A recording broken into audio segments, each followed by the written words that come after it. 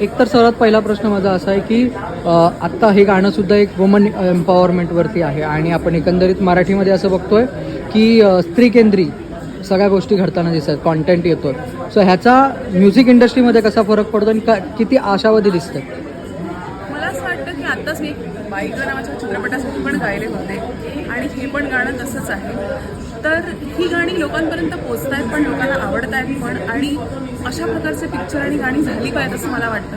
कारण आपण शहरात राहतो तिथे सगळं नॉर्मल आहे, पण अजूनही गावातल्या बायका किंवा आपण गावागावात जातो तिथे लक्षात येतं की सगळ्यांना आपल्यासारखी मजा नाही करतायत, किंवा जे आपल्याकडे ज्या प्रकारे बघतात त्याच्यावरूनही कळतं की त्यांना आपल्यासारखे नाही राहतायत.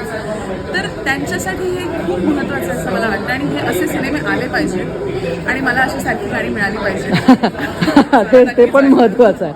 आणि आणखीन एक असा प्रश्न की आत्तापर्यंत खूप व्हरायटीचे गाणे तू गायलेली आहेस, परंतु तुझे खूप गाणी अशी जे आयटम सॉंग्स किंवा उडत्या चालीचे अशा पद्धतीच्या गाण्यांना विशेष लक्ष मिळालेलं आहे किंवा त्याला एक प्रसिद्धी चांगली मिळाली. परंतु तुझ्यामध्ये असलेली व्हरायटी किंवा तू एक गायक म्हणून असलेली वर्सटॅलिटी समोर आणण्यासाठी कुठे थोडंसं इंडस्ट्रीकडून चौकट वगैरे लागते का, किंवा तशी गाणी येत नाही वगैरे, असं काय होतं? मला असं तसं नाही, मला गाणी तशी वेगवेगळी मिळाली पण आहे. म्हणजे तुम्ही बघितलं तर अनन्या फिल्ममधलं एक माझं गाणं होतं जे खूप सिरियस सॅड सॉन्ग आहे. फक्त काय होतं की आम्ही शोजमध्ये किंवा डान्स हे नेहमी आयटम नंबरवर केले जातात आणि त्याच्यावर नाचलं जातं. ते लोकांसाठी खूप इझी असतं गाणं पण. म्हणजे आता तुम्ही हे पण गाणं बघाल तर नच गो बया, जेव्हा हुकलाईन सिम्पल असते तेव्हा लोकांना पटकन ते आत्मसात करतात आणि त्यामुळे ती गाणी लोकांपर्यंत जास्त पोहोचतात, फेमस होतात.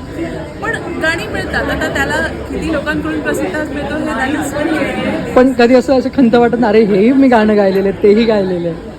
नाही वाटत. मी आता गझलचे कार्यक्रम सुरू करते त्यामुळे एक वेगळं ऑडियन्स वेगवेगळं करत असते जे लोकांना आवडेल ते. मला हे गझलचं काय, आम्हाला थोडंसं एक्सप्लेन सांगा काय आहे. मी 6 वर्ष फक्त गझल शिकते आणि मला उर्दू भाषेवरती खूप प्रेम आहे, पण हे लोकांपर्यंत अजून पोचलेलं नाही आहे.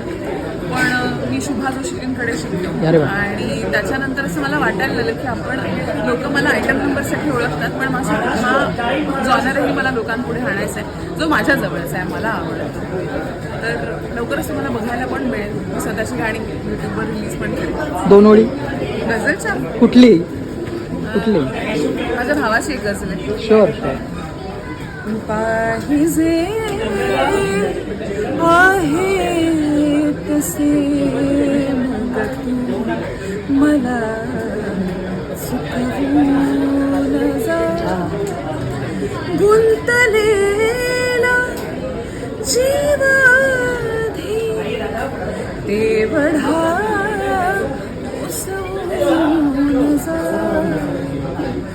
पाहिजे आहे तसे मग तू मला सुखवून जा. हां, क्या बात. खूप खूप धन्यवाद. Thank you so much.